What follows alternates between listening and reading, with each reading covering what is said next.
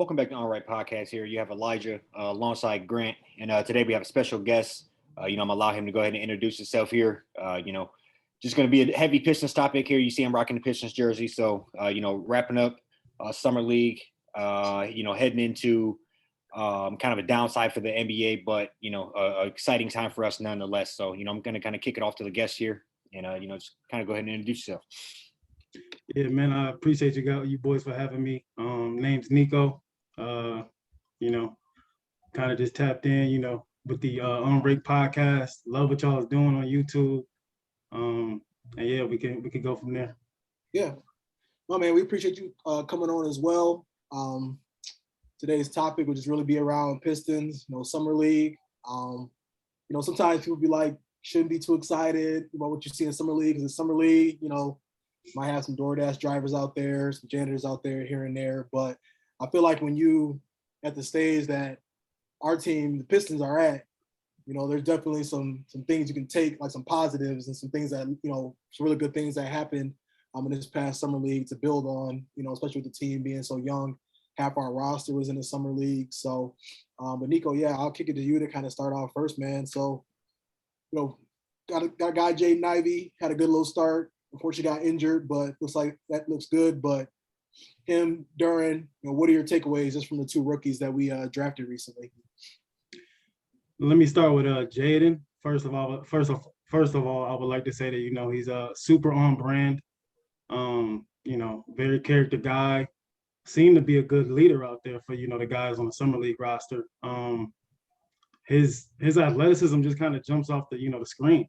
Like I was watching a lot of highlight film of him. A lot of YouTube clips, but it don't do it no justice when you watch it live. So that was beautiful to see. You like you said, it's just summer league. You don't want to see guys, do too much, but you do want to see them look better than the rest. And then for Duren, a guy you can plug in right now, just going to be a rim protector, vertical, spacer with his lob threat ability. So I saw a lot of what I like, seeing in him. Saw a lot of, sorry, I'm getting a little mixed up with my words, but I like what I saw from both of the rooks we just brought in. Yeah. Yeah, no, I agree, man. I think it's especially just from Ivey. I mean, he's come out of Big Ten country and watched him play quite a bit the last couple of years. But I'm like you, I was surprised. Like he stuck out very much. So, I think that first game he had 26 and 6. It can either go either way with these draft picks, right? They could kind of come out and struggle a little bit. You saw some of the first rounders struggle a little bit here and there. Maybe need to get a game under their belt, get their feet wet a little bit more. But I mean, he did that game 1, game 2. He had 11 in 5 minutes. I thought he was ready to drop 40 until my man came up under him on that 3. He was definitely looking to put on a show. So unfortunately, I had to shut him down. But yeah, even Duren, man, I think I'm just really excited about him too, just because just that the athleticism. He came out of from Memphis, coached by Penny Hardaway, Larry Brown. Larry Brown, as everybody knows, brought us our last championship in Detroit. So he just already kind of understands what it takes to be a pro. So I just think we did good with that. We just did good overall when it comes to this draft. Yeah, no, and I guess I'm just going to kind of second what Nico said as far as when you watch Jaden Ivey, just how much he jumps off the screen. And when you watch a player in college that's that explosive, it sometimes can be a slightly misleading, or it might not translate that way to the NBA. But you could see, even if it is just a summer league, I've said this before, but it looks like he was playing at 1.5 speed and everybody else is playing at regular. And so that's going to translate very well at the start of the season and for the next, foreseeable future. So, I seen everything I wanted to from him. And he's like you said, very on brand. I've heard him mention in practically every interview that I've seen him in that he wants to bring defense to the table. That's just not a thing that most rookies talk about, especially not top 5, top 10 picks. So everything with that is great to hear. And it was amazing to see just how explosive he was. So I'm very excited to see that and Cade and Bay and all of that kind of wrapped up into one. And the same with Duren. Kind of we probably got the 2 steals of the draft, really, but another steal, a big X factor, a guy that could be one of probably the best center in this draft. That's his ceiling, and we got him with the 13th pick. And so I just like what I see with him as well. And I think overall, I'm seeing the picture that we're beginning to paint. And if some of these players work out like I think, it's going to be beautiful to see. Yeah. I would like to add actually one small little detail as well to both Ivey and Duren. I noticed that they're both, they shot the ball pretty well from the free throw line.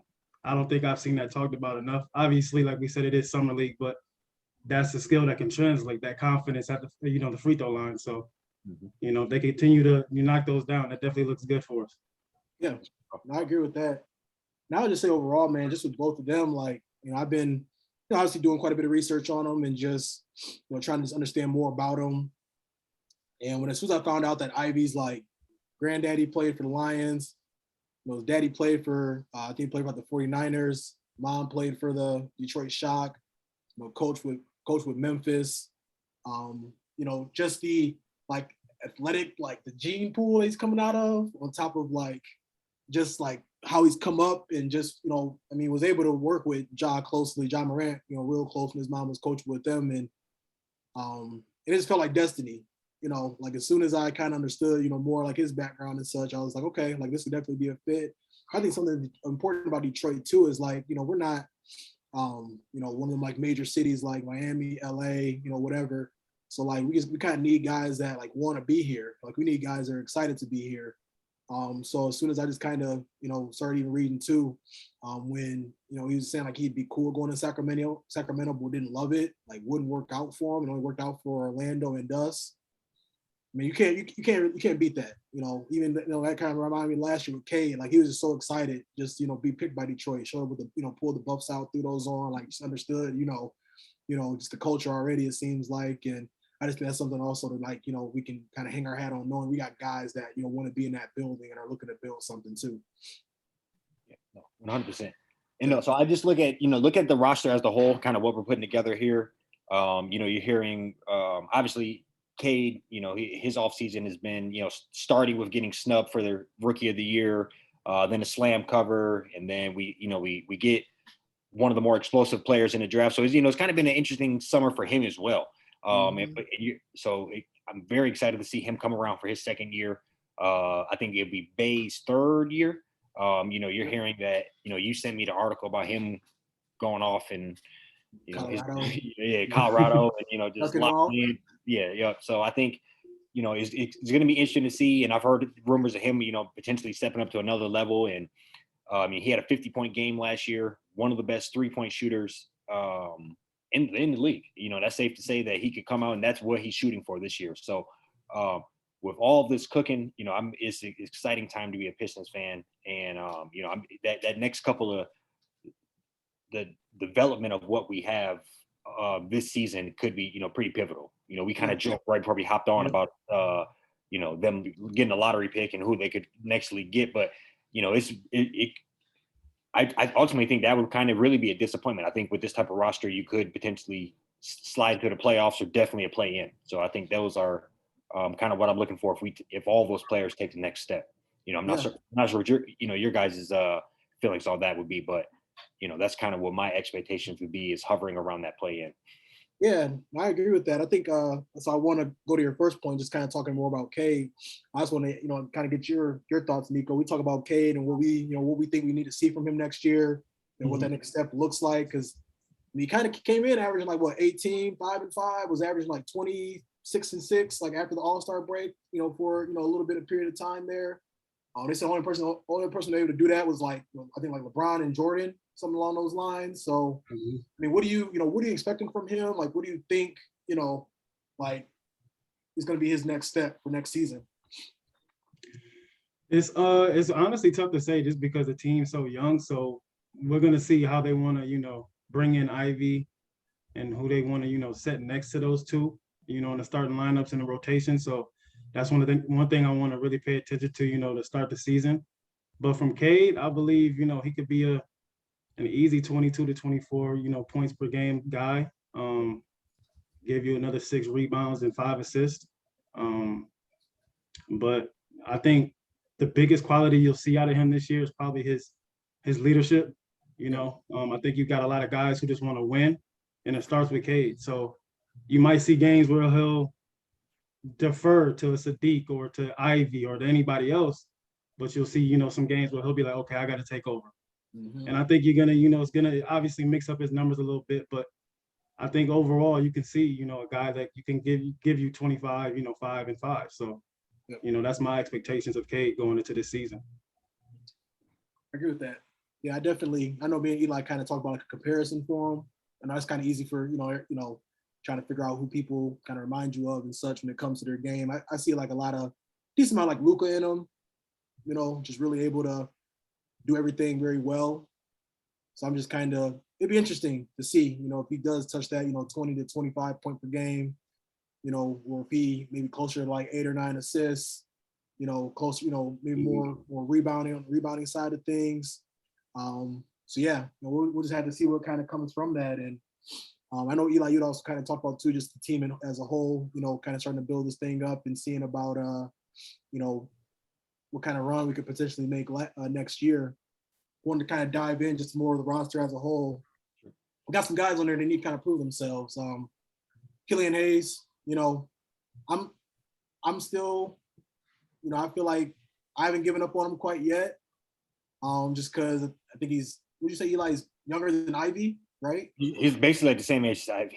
Yeah. Yeah. This is third year. Guy. No summer league. Only played like 20 games his first year. He's definitely been struggling on the shooting side of things. I think it's just a confidence thing, really, working on the jump shot too. But that's one guy. I mean, I even say like, I hate to say it, Stewart. I feel like just with how loaded that, with Bagley and Duren, Olynyk, it's gonna be a fight for some minutes. I know he's trying to kind of change his game up. So we'll see what happens with that. But out of those two guys, or anybody else you can think of, kind of like in that prove it year, like what do you kind of expect to see from them, want to see from them?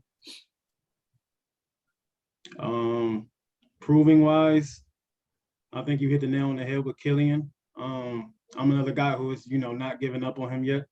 Yeah. Just simply because playmaking and defense will always be, crucial in, today's game and forever, honestly. He can do both of those things pretty exceptionally well. So, but next to Killian, I'd say next guy would probably have to be, a Stewart. Don't get me wrong, I like his game. It's just like, there's just guys that are more skilled. I mean, he's a great defender, you know what I'm saying? But, somebody going to be on the outside looking in some capacity. So, yeah, sorry, I didn't mean to cut you off. But. No, you're all good.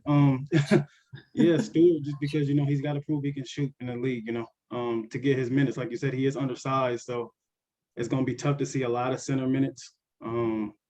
So you're just going to have to prove that you can space the floor a little bit. We already know what he can bring, athletically and defensively, and, he's definitely a motor guy. But, to get out, like you said, to get out in that front court and play minutes, you're gonna have to, shoot the ball a little bit. Yep. Those probably be my top two guys, though. Yeah, what you think, Eli? Or is there any? 100%. I do think, it's time for Killian to kind of, I don't want to say a prove year for somebody that young because he definitely has a spot in the league. It's just one of those things where it might not work out due to how high you were drafted and your salary and us getting another point guard, shooting guard this year and the last 2 years, really. And so I think it's kind of him just kind of not having a place in the whole equation. But I do think he could potentially really step up. I just think it's I'm rooting for it. I just don't know if it'll happen. I'll be honest. I'm a little on the glass half empty type of deal on that one. But with that being said, I don't really know. I hear what you're saying about Stewart.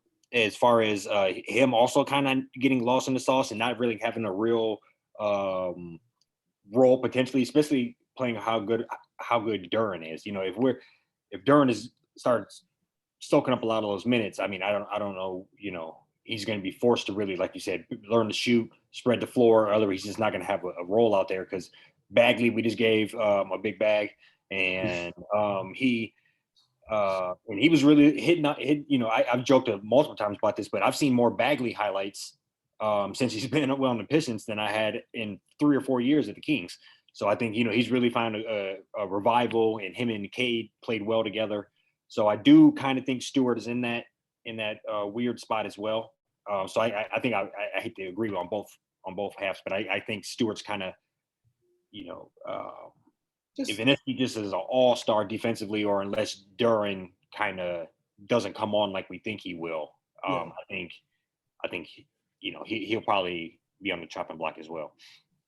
Yeah, because I think there's a real conversation as to even who's even going to start. I mean, you can guarantee that Ivey start right next to Cade. That just makes sense. But I mean, I forgot about Nerlens Noel. I don't know what kind of role they have in mind for him. If he's gonna, hopefully it's just kind of like, hey, glad to have you here. On the flip side, we got all these young cats over here.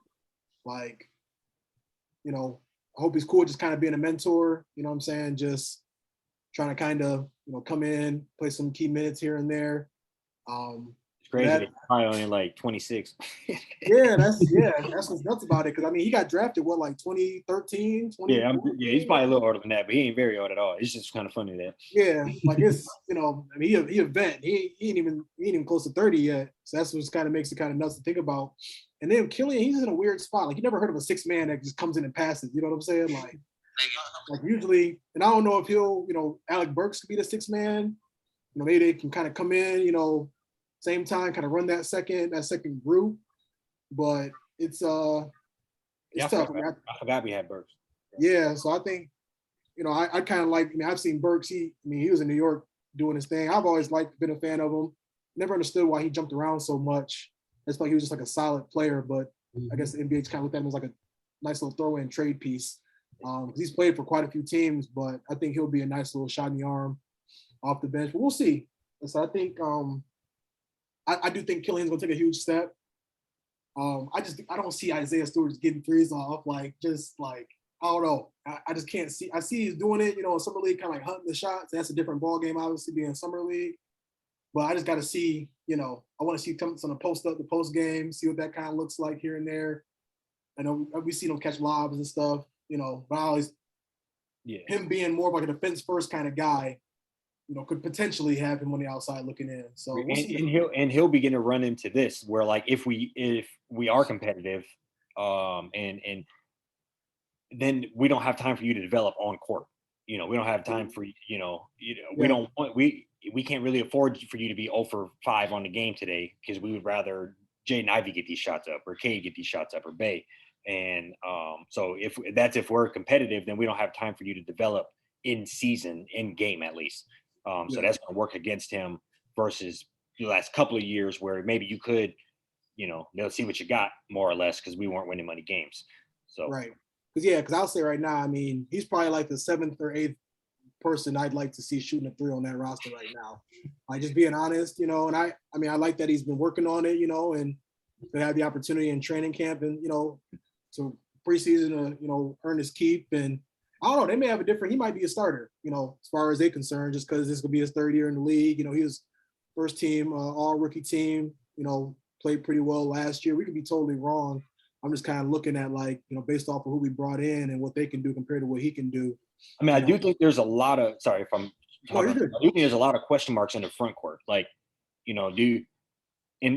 also goes back to winning and not winning, but, do you want like a veteran Olynyk out there, or do you want Durham out there developing? Are you going to have Bagley or Stewart? I think there are big question marks in there as well, so I do think that front court is a little more on the ice than the back court / one of the front guards. Right.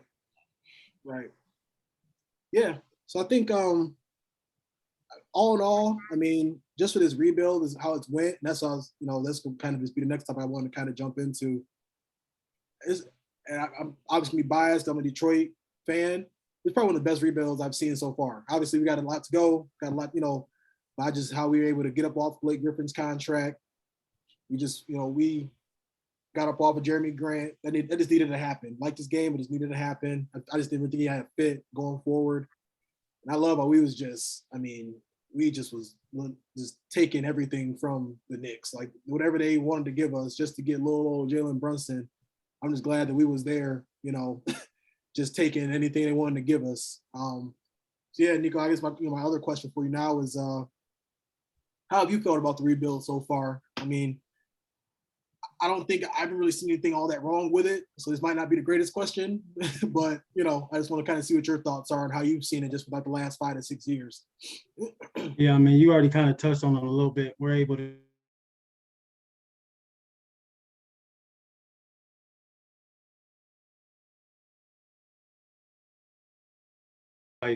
to see the transformation. I see memes all over Twitter and all that stuff. We went from Jordan Boone from, to Cade Cunningham and all these guys, just the transformation in the roster itself. And you can kind of see like the excitement coming around Detroit and even out of Detroit now, with Troy, with what he's been able to do and the moves he's been able to make. So yeah, man, it's just exciting. It's exciting. Yeah, definitely is. Yeah, what are your thoughts, Eli? So I know we was having conversations. I couldn't even watch Pistons game for a little minute there. It was getting bad. I think I legit said like, I don't even want to like watch until they get rid of Blake Griffin. Like that was just where I was at with it. So yeah, no, it got pretty bad. Just case point, I lived right around the corner from the Palace for a hot minute, and you can at any point in time there was half the stadium was empty. You can go get tickets for $7, and it was a wild couple of years there. They've been bad at the LCA for a little bit too, but I do think in general, we're definitely on an upward swing, and anybody can see the momentum that we have, and that and like you guys just said, the roster transformation in the last few years, us, getting punched in the face with the Blake Griffin contract and taking it, and not spreading that out like we would have with like the Josh Smith contract over 10 years and just leave it hanging over our head forever. We just went and got rid of it as quickly as possible. We traded Jeremy Grant. I remember at the time, we were like, what the hell is happening? But the next day at the draft, it all came full circle. We seen the full big picture plan, and locked in Duren. So I just think he's making, just very timely moves and playing chess when a lot of other GMs are only playing checkers, and just really developing other trade pieces as far as like, we don't really have no need for Alec Burks, but that's somebody, like you said a minute ago, he's kind of a journeyman. He's not a bad roster piece. We'll be to get something for him whenever we no longer need his services, and he'll be a good player for us. Things along that nature. Probably somebody, I don't know what we're going to do with Kemba Walker, but that's another similar thing where where I just think, where he's getting back pieces that are interesting that you can also flip in return down the line. So I just think ultimately he's really kind of orchestrating this whole comeback very well. And so it's kind of amazing to see us being a driver's seat for once, at least, in the last 10, 12 years. Yeah, I just Googled Kemba Walker and it's like, why is he still a Detroit Piston? That was the first thing that came up. I know that's their plans, but they might be trying to use him as leverage for another trade or something. Who knows, man? Weaver be doing his thing. He really be doing his thing. I just wanted to touch on this. Go ahead, Nico. Go ahead. Oh no, my bad. I was just gonna say I thought he was bought out too. I thought Kemba was already gone. I thought that was like at the draft night, like, man, like we appreciate you. Give him his little Instagram post. Thank you, Kemba. Keep on rolling, But yeah, and just using that cap to our advantage as well. Yep. When a lot of GMs maybe would go and sign somebody dumb, we would go out and sign Jalen Brunson for $20 million or whatever, and in return, we're using that to soak up other people's bad contracts, kind of use it to our advantage, really, and also a bunch of expiring contracts, like I've said, so we'll be able to get rid of them as well. It really is just kind of like I don't know many other GMs that have done it this way or to this magnitude. I'm not necessarily don't have my pulse on a lot of other people's teams, but you don't see teams get built this way. Typically speaking, it's just been so perfect. It's got to work. Like, I'm gonna be sad if they don't go to at least second round of playoffs like 3 years from now. Like, I'm just thinking about we fell to fifth in the lottery. Was mad we wasn't gonna get one of the top 3 guys. The Knicks basically sacrificed their entire future. Low Jalen Brunson. Because I was on the Jalen Brunson train, but I also knew like I was, but I'm also like he was only really doing that because Tim Hardaway was hurt, and he's like 6'2", 6'1". So like he was doing his thing, but I just didn't know if that was work next to Cade. But then the Knicks get him, we get Ivey. Like it just, I feel like the dominoes are just falling like perfectly, and it's just kept, it's just been going boom, boom, boom, boom. I mean, to be able to like get a player like Duren, 13th overall. I mean, we was in some lot of mock drafts. I mean, I was seeing him top 5 earlier in the year. I mean, if Memphis had a better year, wasn't struggling as much as they were to start the year off, he might have went top 5. So I just think his ceiling is that high. I'm glad we kind of dodged that little bullet with Ayton.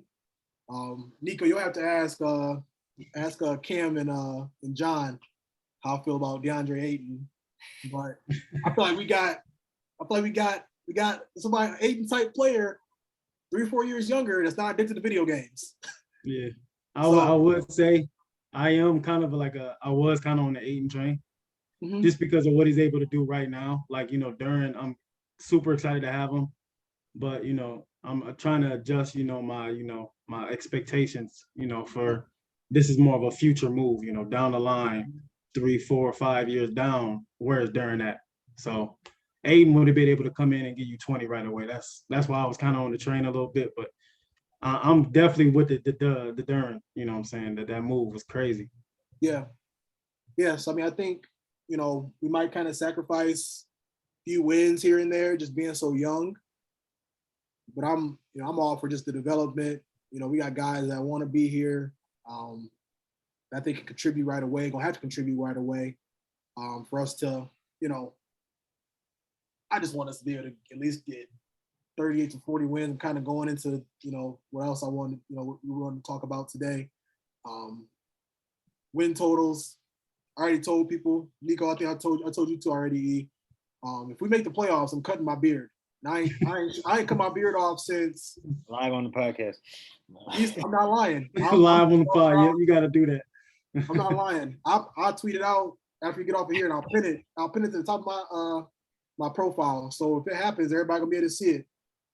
But that'd be the first time I shaved my beard since like Easter of like 2018. So hey, it's worth it. If they make it, I'll do it, no problem. But yeah, that'd be lit. With that said, name you babyface at LCA. Right. I'd be looking like Miss Potato Head, but anyways. Win total. I gotta keep my beard. I've been trying for too long. Hey, this is legit like a good year and a half almost. So, but it'd be good to see them back in the mix. But what you think as far as win totals? I'm trying to be realistic with myself.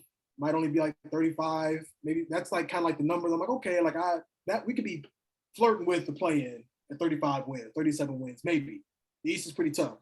Yeah. What do you think? What would you like to see as far as like from a progress standpoint? Mind you, we had the second worst record in the league last year, so it's only up from here.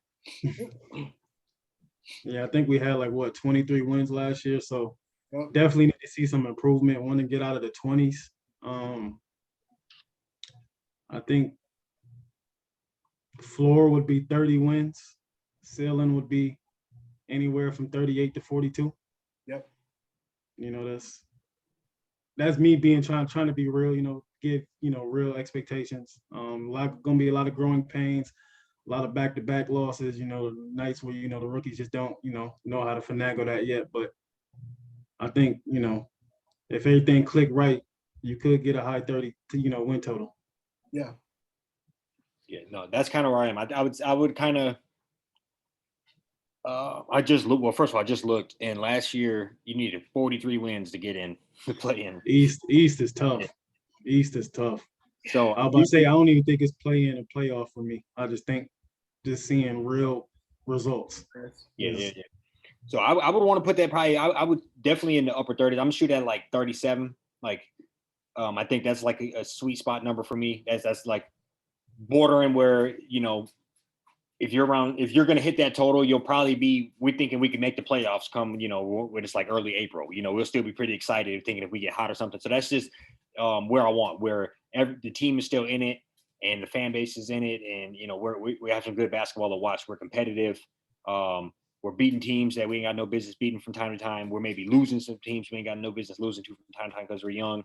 But mid a little, a month after All-Star break, we still think we can make the playoffs if we're on pace for that 37-ish win. So that's kind of where I would want to be, where I'm just excited about the team. And then like you said, it's a next logical step where it's a good win chunk of like what would that be, like 14 more wins year over year. And that's something to really hang your hat on. Then next year, hopefully you're at 44 or something, then you're in the playoffs. Yep. Yeah, I'll say too, man. I mean, were they at 500 record after the All-Star break? Yeah, I'm thinking at 500, record with that team. I feel like this team got a little shot in the arm, got a little bit more talent, some more shooting. We just kind of find a way to keep that same energy. And we know how it works with the NBA. Catch a couple teams, 1-2 seeds, trying to rest players and just trying to find that way, to beat some teams we ain't got no business beating, sneaking up on teams. I thought it was going to be a little cakewalk when they stepped in the LC on a Tuesday night. That's just not the case no more. It seems doable, but I'm right there aligned with y'all. Like, it's exciting. Like, I definitely think they could do something, but the expectations is still, 30. If they hit 30 to 35, 30 to 37 wins, that'd be awesome. They touch 40, I'd be ecstatic. We just need like KD and Kyrie to get traded to the West. Need a little more chaos in the East, just to kind of help out with the competition a little bit. But yeah. Yeah, I mean, I do think there are some, and this is a whole nother podcast, but just as I'm thinking over, I mean, there are some question marks about the East. What the Knicks gonna look like? They were at 37 wins. What what are the Hornets gonna look like? So a couple teams like that in front of you, makes you wonder a little bit. So, it is possible. Yeah, no, absolutely. Sure. Absolutely.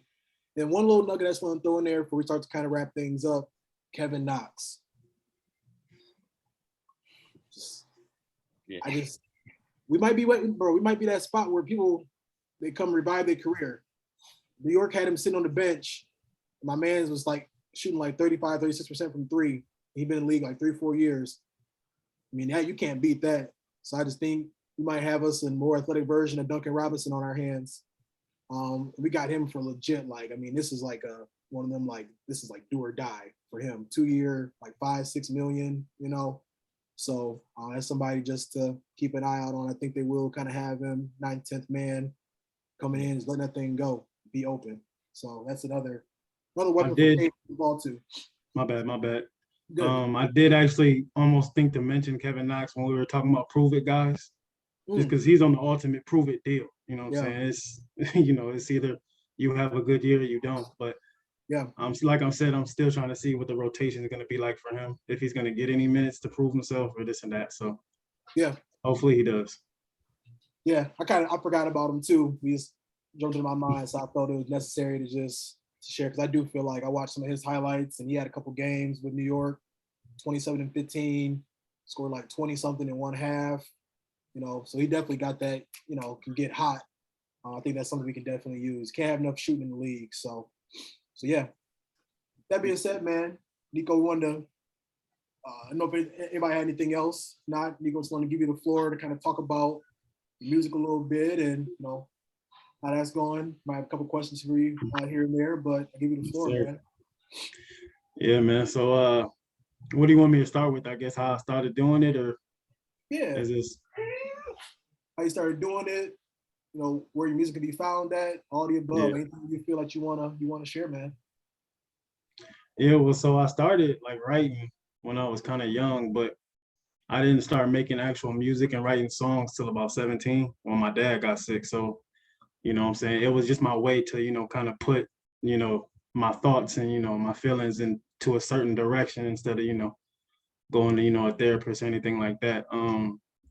But yeah, like that blew, blossom into a whole, okay, I'm actually good at this, I can actually make music. But they can just go check it out for themselves. Anywhere, Apple Music, iTunes, Spotify, YouTube, all that Kavan, K apostrophe AVAN. That's where you can find all my music at. Okay. You got anything on the way yet? Are you still got an album coming or anything like that, man? I'm always just slowly working. Gotta say if you don't want to, but Yeah, just...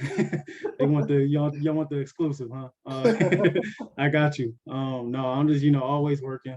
No big announcements to come with, but I did drop a summer single earlier this summer. Y'all, like I said, you can go get that at my Apple Music or Spotify, all that kind of stuff. Okay, good stuff, man. So I'm a fan. Can't put Appreciate me on. you. So yeah, man. Sweet. Glad it's all going well for you. Thank you so much for coming on and having a conversation with us, man. As we get a little closer, the NBA season, have you jump on and join us. Obviously, football is around the corner. I don't know what you are in football either, but we're gonna start to kind of shift gears here.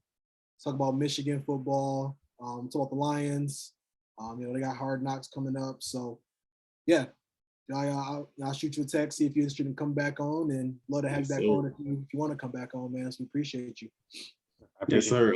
Like I said, appreciate you boys having me on. Eli, Grant.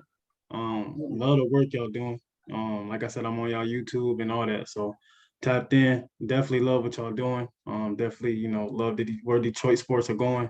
Yeah. And just appreciative for having me on. Absolutely, man.